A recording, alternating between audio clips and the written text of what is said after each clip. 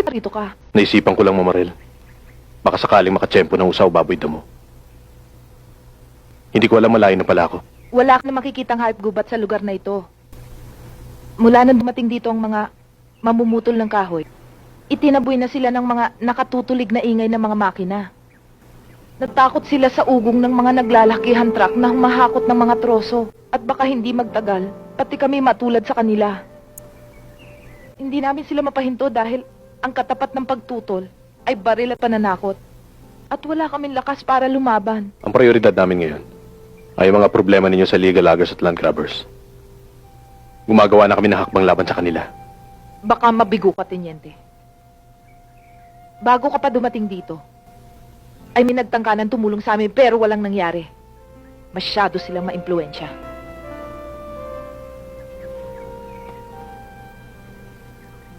Karinang pagpapatupad ng batas ay pantay-pantay. Walang kinikiling ang mahirap man o mayaman. Ang hinihiling lang namin sa inyo ay konting tulong at panahon. Marami ng pagsikat at paglubog ng araw kaming naghintay at umasa sa tulong ng pamahalaan. Pero wala ring nangyari. Ang iba nga'y hindi na nakatiis at sila'y humawak ng baril at sumama sa mga taong tinatawag ninyong rebelde.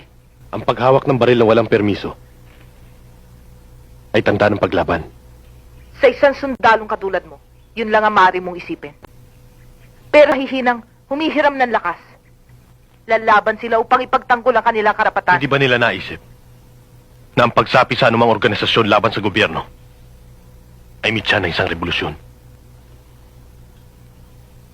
Ang paglalaban ng Pilipino sa kapwa Pilipino. Tenyente, ang taong nalulunod ay hindi na namimili ng kakapitan. May tatanong ako sa'yo. Isa ka rin ba sa sinasabi mong rebelde?